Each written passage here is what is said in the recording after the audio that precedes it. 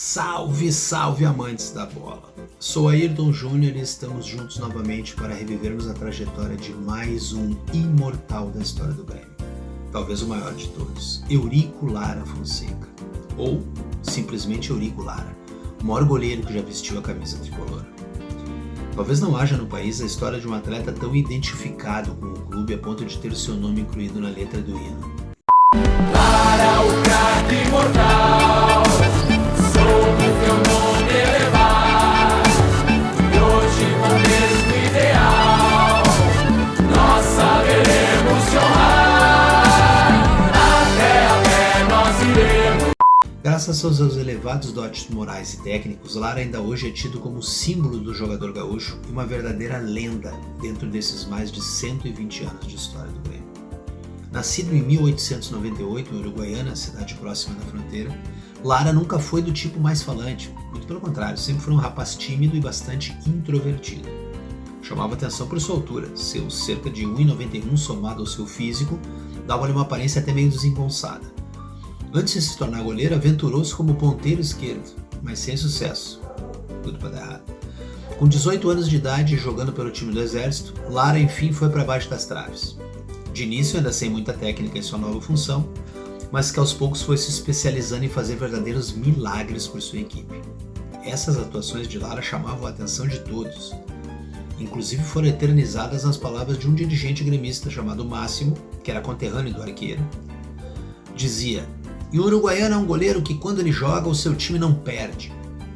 Os apelos desse dirigente foram ouvidos e em 1919 o então presidente do Grêmio, Aurélio de Lima Pi, enviou para a fronteira o ex-atacante e então dirigente da época, Luiz Assunção, para apurar a história mais de perto e conhecer o fenômeno.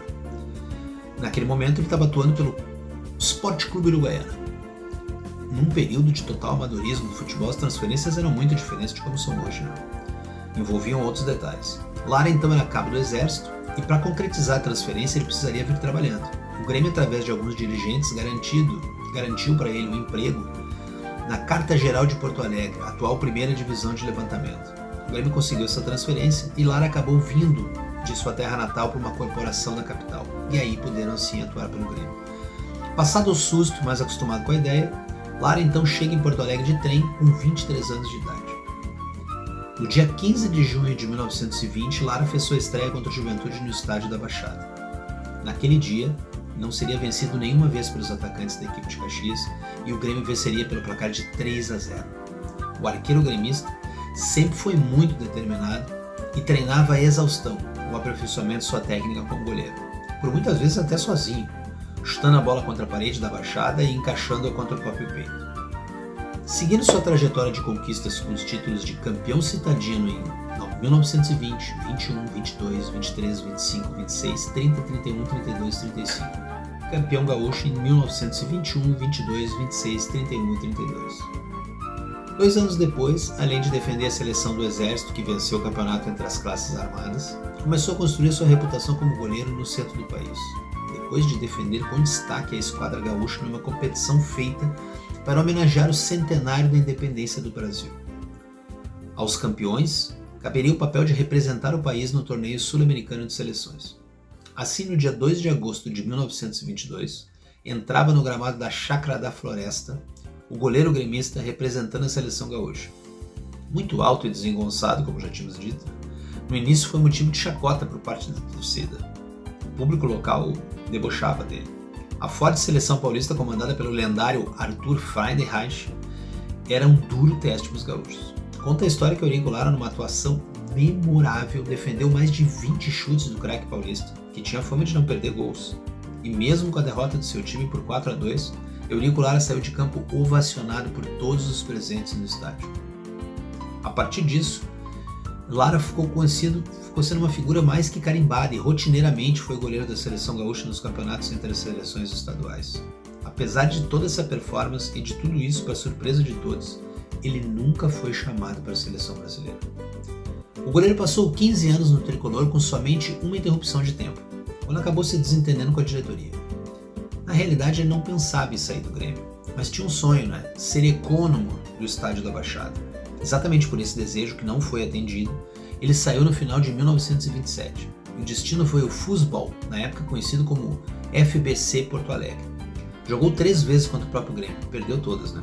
Tomando um total de 13 gols, especialmente o jogo do dia 19 de julho de 1928, uma derrota massacrante de 6-1 que serviu de calmante para Lara, que decidiu esquecer a história do economato e voltar para o Grêmio, como um bom filho retorna ao lar. Foi recebido de braços abertos depois de quase 2 anos sem jogar pelo Grêmio, desde 10 de julho de 27 no empate 1-1 com o Cruzeiro.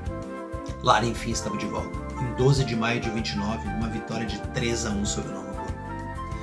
Chegando a tenente do exército, Lara acompanhou as forças revolucionárias que em 1930 escreveram uma página importante para a história do país. Já em 19 de maio de 35 aconteceu um episódio que pode explicar o início da lenda em torno de Lara. O Grêmio recebia no estádio da Baixada o forte time do Santos para um amistoso. Do lado adversário novamente estava a Freinrich.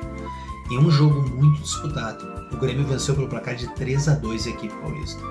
Durante a partida, em um dos ataques santistas, um jogador do Santos chamado Mário Seixas chocou-se contra o peito de Lara, causando-lhe uma concussão. Após a partida, o atleta fez exames e descobriu-se que sofria de problemas cardíacos. Eurico Lara foi então aconselhado a nunca mais jogar futebol. Essa constatação de doença cardíaca não foi suficiente para impedir um último e derradeiro esforço do goleiro gremista.